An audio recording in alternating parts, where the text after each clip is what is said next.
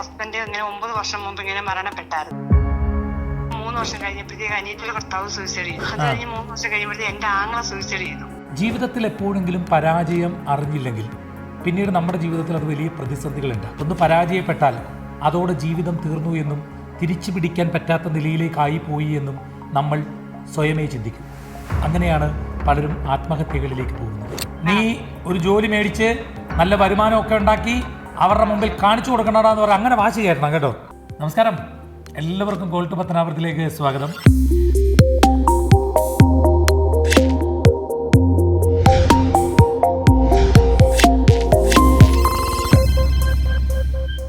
പലപ്പോഴും നമ്മുടെ കുഞ്ഞുങ്ങൾ ഏതെങ്കിലും ഒരു പഠന വിഷയത്തിൽ ചെറിയൊരു മാർക്ക് കുറവുണ്ടായാൽ നമ്മൾ അവരെ വഴക്ക് പറയാറുണ്ട്. ആ വഴക്ക് കേൾക്കുമ്പോൾ അവർക്ക് എന്തോ പരാജയം വലിയൊരു പ്രതിസന്ധിയാണ്, വലിയൊരു പ്രശ്നമാണ് എന്ന് തോന്നും. പക്ഷെ മനസ്സിലാക്കുക, ജീവിതത്തിൽ എപ്പോഴെങ്കിലും പരാജയം അറിഞ്ഞില്ലെങ്കിൽ പിന്നീട് നമ്മുടെ ജീവിതത്തിൽ അത് വലിയ പ്രതിസന്ധികൾ ഉണ്ടാക്കും. ചെറുതിൽ നമുക്ക് അല്പം മാർഗമൊക്കെ കുറവ് മേടിച്ച് പരാജയ ഭീതിയൊക്കെ ഉണ്ടാകുന്നത് നല്ലത് തന്നെയാണ്. ഇല്ലെങ്കിൽ ജീവിതത്തിൽ പിന്നീട് എപ്പോഴെങ്കിലും ഒന്ന് പരാജയപ്പെട്ടാൽ അതോടെ ജീവിതം തീർന്നു എന്നും തിരിച്ചു പിടിക്കാൻ പറ്റാത്ത നിലയിലേക്കായി പോയി എന്നും നമ്മൾ സ്വയമേ ചിന്തിക്കും. അങ്ങനെയാണ് പലരും ആത്മഹത്യകളിലേക്ക് പോകുന്നത്. അതുകൊണ്ട് പരാജയപ്പെട്ടു എന്ന് കരുതി നിങ്ങൾ ഒരിക്കലും പിന്മാറരുത്. പരാജയം എന്ന് പറയുന്നത് ജീവിതത്തിൽ നാളെ എങ്ങനെ ജീവിക്കണം, എന്തൊക്കെ കരുതൽ പുലർത്തണം എന്നുള്ള പാഠമാണ് എന്ന് മനസ്സിലാക്കുക. പരാജയപ്പെട്ടവർ മാത്രമാണ് ജീവിതത്തിൽ ഏറ്റവുമേറെ വിജയിച്ചിട്ടുള്ളത്. കാരണം പരാജയത്തിൻ്റെ രുചി അറിഞ്ഞതുകൊണ്ട് പിന്നീട് അവരുടെ ജീവിതത്തിലെ ചെറിയ ചെറിയ പ്രതിസന്ധികൾ ഒരിക്കലും അവരെ ബാധിക്കാറില്ല. അതുകൊണ്ട് പരാജയം എന്ന് പറയുന്നത് ഒരിക്കലും ജീവിതത്തിൻ്റെ അവസാനമാണ് എന്ന് നിങ്ങൾ കരുതരുത്.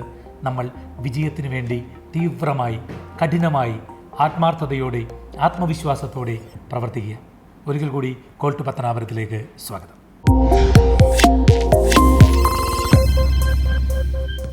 നമുക്ക് ഇന്ന് ആരൊക്കെയാണ് വിളിക്കുന്നത് എന്ന് കാണാം. കോൾട്ട് പത്തനാപുരത്തിലേക്ക് ഒരിക്കൽ കൂടി സ്വാഗതം. ഹലോ, ഹരി സാറല്ലേ? അതെ, സാറല്ല, ഹരി. ഹരി. പിന്നെ സാറേ, ഞാൻ വിളിച്ചത് എന്റെ ഹസ്ബൻഡ് ഇങ്ങനെ 9 വർഷം മുമ്പ് ഇങ്ങനെ മരണപ്പെട്ടായിരുന്നു. പുള്ളിക്കാരൻ തീ കൊടുത്തി ആത്മഹത്യ ചെയ്തായിരുന്നു.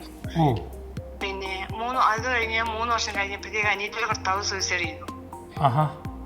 അത് കഴിഞ്ഞ് 3 വർഷം കഴിയുമ്പോഴത്തേക്ക് എന്റെ ആങ്ങള സൂയിസൈഡ് ചെയ്തു. ഈ 3 വർഷം കഴിഞ്ഞോ? 3 വർഷം കഴിഞ്ഞപ്പോഴത്തേക്ക് എന്റെ ആങ്ങള ഈ ഒരു 6 മാസം മുമ്പ് അമ്മ മരിച്ചുപോയി. പിന്നെ അത് കഴിഞ്ഞിട്ട് ഇപ്പൊ ഞങ്ങളുടെ അമ്മ പെട്ടെന്ന് കഴിഞ്ഞ 31-ാം തീയതി മരിച്ചുപോയി. ഇപ്പൊ നമ്മളൊരു ജോത്സ്യനെ വിളിച്ച് വീട്ടിൽ കൊണ്ട് കാണിച്ചപ്പം ആ ജോത്സ്യൻ പറഞ്ഞു വെച്ച് കഴിഞ്ഞാല് നമ്മുടെ വീട്ടില് സിറ്റ് ഔട്ട് കെട്ടിയിട്ട് കാർ പോർച്ചായിട്ടുള്ളത് ഭാഗം ഒഴിച്ചിട്ടിരിക്കുവായിരുന്നു. അത് കെട്ടി മുഴിപ്പിച്ചില്ല. അതുകൊണ്ടാണ് ആങ്ങളെയും അമ്മയും മരിച്ചതെന്നാണ് പറയുന്നത്. അത് ഏത് ദിക്കാണ്? വടക്ക് ദിക്ക്. കറക്റ്റ് വടക്കോ അതോ വടക്ക് കിഴക്കോ? വടക്ക് കിഴക്ക്. അതിന്റെ അപ്പുറത്താണോ കിണറ്? അതിനപ്പുറത്തെ കിണറ്. ഓക്കെ, ശരി. അപ്പൊ ഞാൻ ഒരു കാര്യം പറയാം. ഈ അമ്മ മരിച്ചതിന്റെ ഇപ്പൊ ദോഷമുണ്ടോ? എന്താ പറഞ്ഞേ? നാവിട്ടെന്നാളാണ് അമ്മ മരിച്ചത്. ഓക്കെ, അത് നമുക്ക് ആദ്യം ഒന്ന് നോക്കാം. അമ്മയുടെ മരിച്ച ദിവസം ഒന്ന് പറഞ്ഞേ. 31/10/2025. സമയം വെളുപ്പിനെയാണ് 1:30 കഴിഞ്ഞ് 2 മണിക്കകത്ത്. വെളുപ്പിനെ 1:30 കഴിഞ്ഞിട്ടാണല്ലേ? അവിട്ട നക്ഷത്രമാണ്. അന്നൊരു വെള്ളിയാഴ്ച ദിവസമായിരുന്നു. തുലാമാസം 14-ാം തീയതി ആയിരുന്നു. വ്യാഴാഴ്ച രാത്രി, നേരം വെളുത്ത് വരുന്നത് വെള്ളി. ഓക്കെ, ഇതിൽ ഒന്നാമത്തെ ഒരു 1-2 കാര്യങ്ങളിൽ ഈ അവിട്ട നക്ഷത്രത്തിന് ബലി നക്ഷത്രം എന്നൊക്കെ പറഞ്ഞ ഒരു കാര്യം ജ്യോതിഷത്തിൽ പറയുന്നുണ്ട്. വസുപഞ്ചകം എന്ന് പറഞ്ഞിട്ട് ആളുകൾ പറയാം. അങ്ങനെ പറഞ്ഞോ? വസുപഞ്ചകം എന്ന് പറഞ്ഞ് പേടിപ്പിക്കാറുണ്ട്. അതായത് വസുപഞ്ചകത്തിൽ മരിച്ചാൽ 5 പേർ മരിച്ചു പോകാൻ സാധ്യതയുണ്ട് എന്ന് പറയാറുണ്ട്. എന്നോട് പറഞ്ഞു കഴിഞ്ഞാല് ബലിയിട്ടാക്ക് ഒരു മരണം കൂടി സംഭവിക്കും.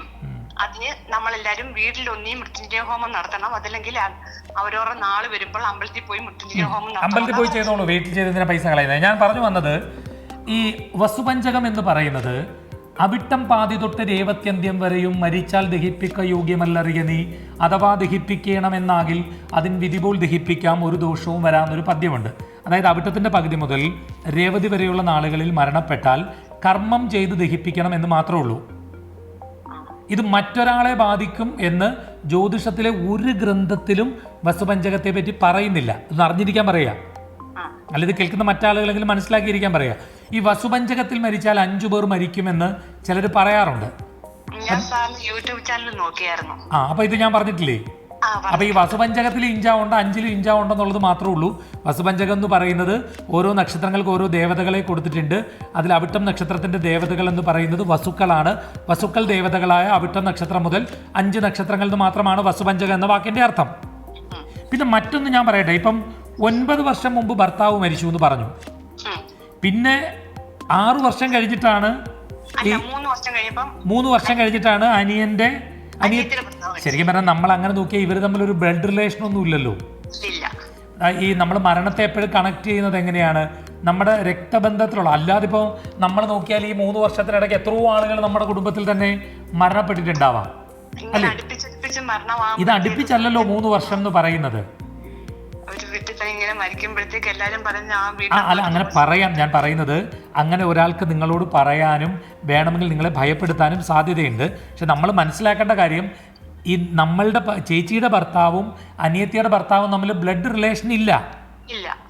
രണ്ട് കുടുംബത്തിലെ ആളുകളാണ്, 2 കുടുംബാംഗങ്ങളാണ്. അപ്പം ഞാൻ ഇതിനെ കണക്ട് ചെയ്യേണ്ടെന്നാണ് ഞാൻ പറഞ്ഞത്. കാരണം ഞാനിതിപ്പോൾ പറഞ്ഞു തന്നില്ലെങ്കിൽ ഇപ്പം നിങ്ങളുടെ അടുത്ത് നോക്കിയ ഒരു ജ്യോത്സ്യനില്ലേ, അദ്ദേഹം അല്പം മര്യാദക്കാരനാണ്. എന്തുകൊണ്ടാണെന്ന് വെച്ചാൽ ഇതിനകത്ത് നിങ്ങളെ പറഞ്ഞ് പേടിപ്പിച്ച് നല്ലതുപോലെ പൈസ അടിക്കാനുള്ള എല്ലാ വകുപ്പും ഉണ്ട്.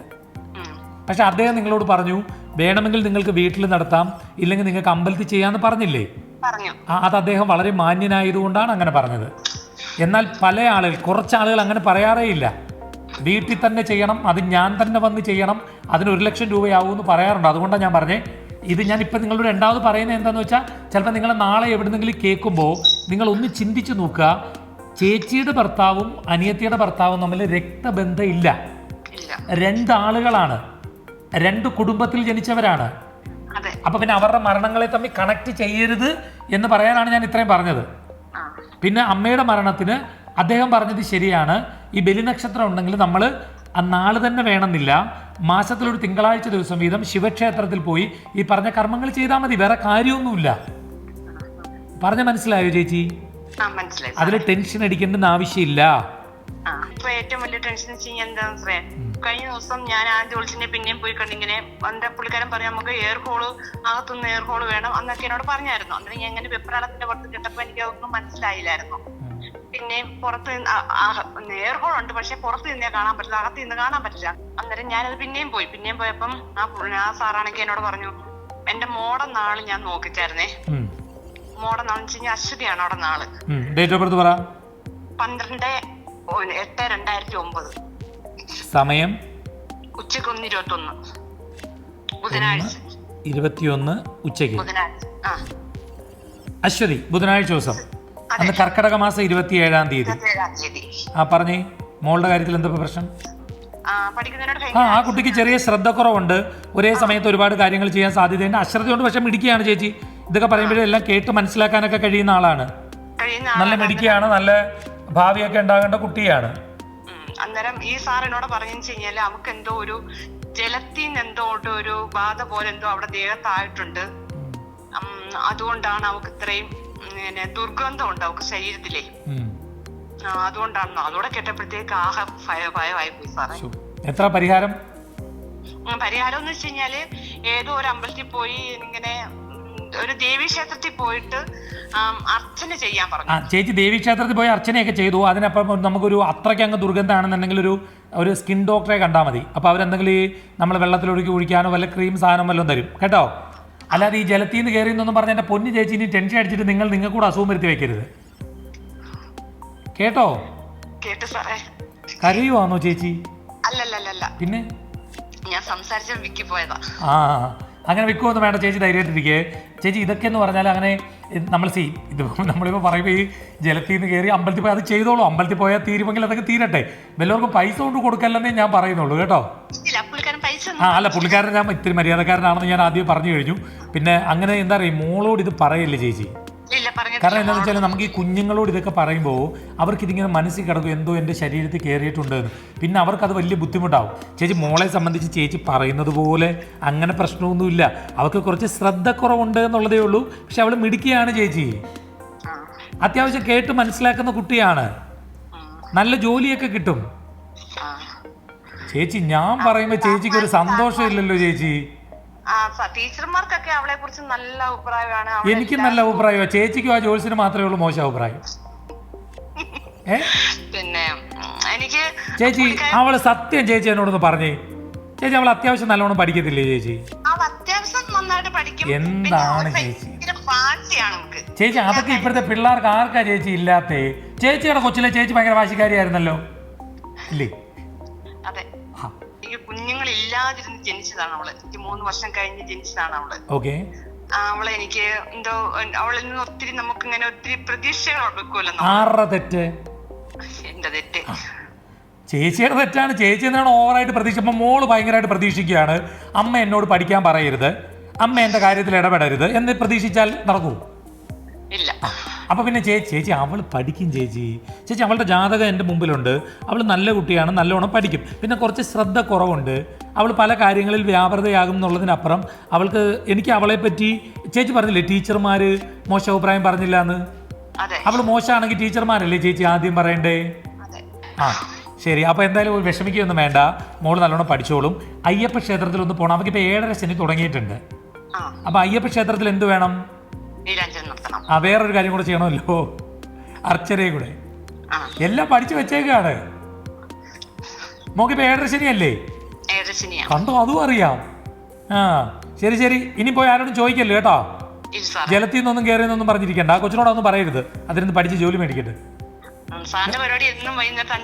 എങ്ങനുണ്ട് പരിപാടി? എങ്ങനുണ്ട്? അതല്ല ആര് മോള് കാണുമെന്നോ? എന്താ പറയും?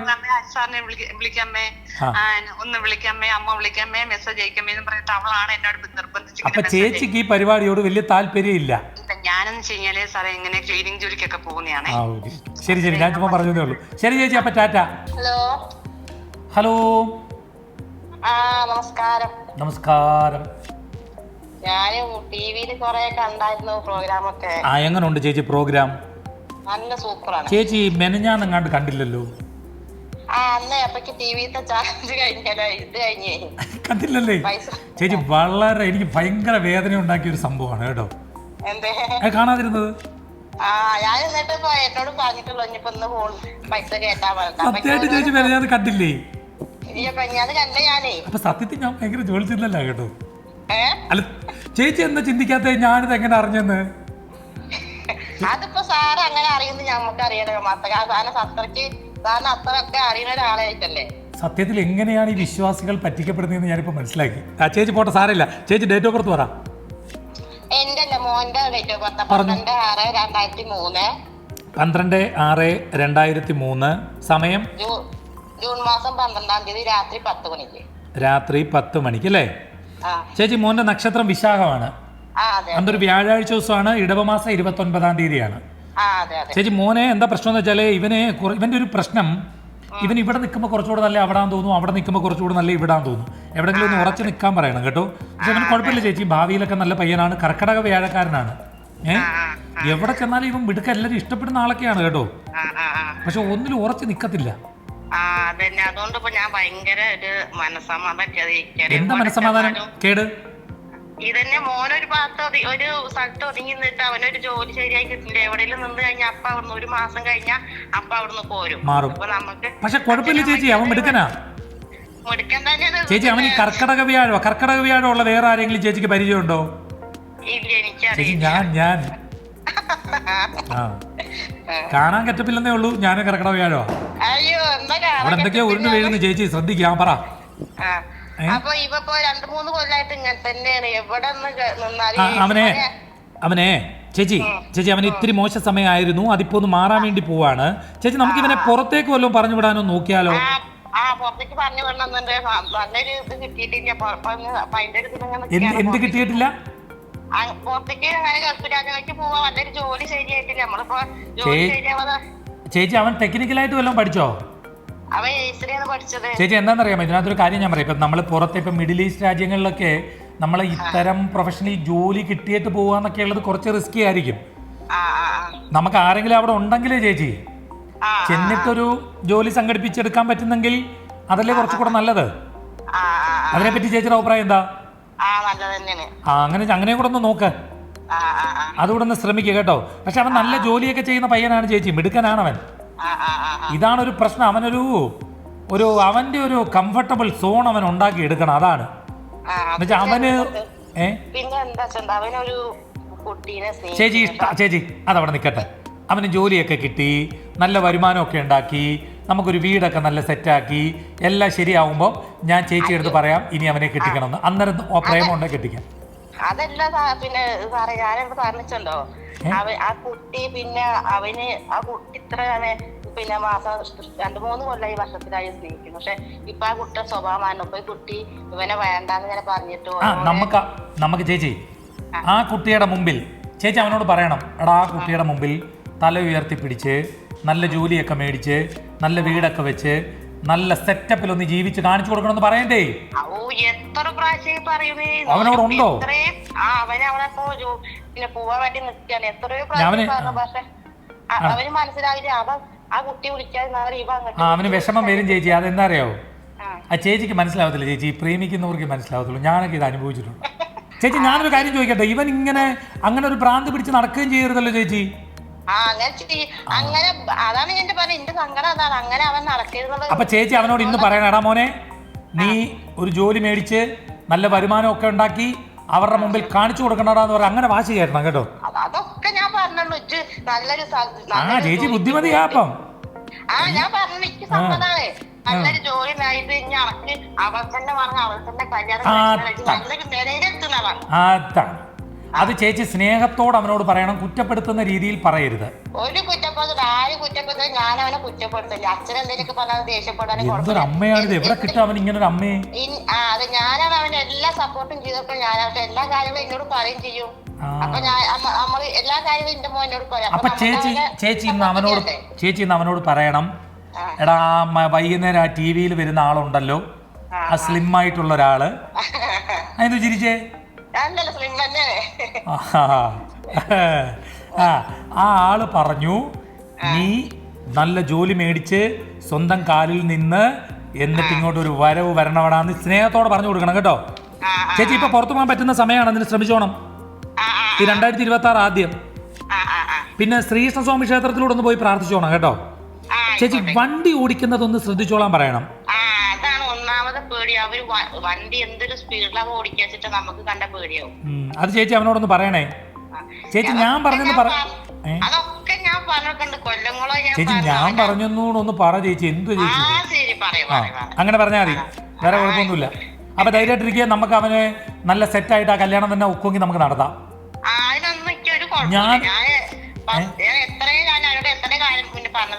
അങ്ങനെ സ്നേഹിക്കണം, സ്നേഹിച്ചോ. ഒരു ജോലി ഒരു പെൺകുട്ടിയെ കൊടുന്ന് അവനെ പോറ്റാനുള്ള കഴിവ് നമ്മളെ മക്കൾക്ക് വേണ്ടേ? അതെ അതെ അതെ അതെ. അയ്യോ അത് അത്യാവശ്യമായിട്ട് വേണം ചേച്ചി. ഇപ്പൊ പയ്യനല്ലേ, ഇപ്പൊ കല്യാണത്തെ പറ്റി ഒന്നും ചിന്തിക്കരുത് ചേച്ചി. കറങ്ങൂടെ ചേച്ചി? ഇപ്പോഴല്ല, നല്ല നിലയിലെത്തിട്ട് 3-4 വർഷം കഴിയുമ്പോ ഇവനൊരു സെറ്റിൽ ആയി കഴിഞ്ഞാൽ അവനെ ഓളെ കുഞ്ഞിനെ തുറന്നോട്ടെ. അത് അന്നേരം നമ്മളെല്ലാരും സപ്പോർട്ട് ചെയ്യുമെന്ന് പറഞ്ഞു. ഞാനൊക്കെ ഉണ്ടെന്ന് പറഞ്ഞു കൂടെ. അത് അവന്റെ അച്ഛനും പറഞ്ഞതാണ്. അവനാന്റെ ഒരു പെൺകുട്ടീനെ കൊടുന്ന ആ കുട്ടീനെ പോറ്റാനുള്ള കാര്യം നമ്മൾ നിങ്ങൾക്ക് വേണം. അച്ഛന്റെ അമ്മയുടെയും താണേക്ക് ഏത് കാലത്തും കഴിയാൻ പറ്റില്ല. ഇതൊക്കെ പറഞ്ഞു കൊടുക്കണ്ടേ? പറഞ്ഞു മറത്തണോ? അതെ. പക്ഷെ സാരല്ല, ഒന്നുകൂടെ ഒന്ന് പറഞ്ഞു. നമുക്ക് 2026 അവന് പുറത്തേക്ക് പോകാൻ പറ്റുന്ന ജാതകമാണ്. അവൻ കുഴപ്പമില്ല ചേച്ചി, അവൻ രക്ഷപ്പെട്ടോളൂ. പക്ഷെ എവിടെയെങ്കിലും ഉറച്ചു നിൽക്കാൻ അവനോടൊന്ന് സ്നേഹത്തോടെ പറയണം കേട്ടോ. വെച്ചേക്കട്ടെ ചേച്ചി. ടാറ്റാ. ശരി, ഓക്കെ. കോൾട്ട് പത്തനാപുരത്തിൽ ചെറിയൊരു ഇടവേളയാണ്. എങ്ങും പോകരുത്. വളരെ പെട്ടെന്ന് മടങ്ങിയെത്തും. കാത്തിരിക്കുക.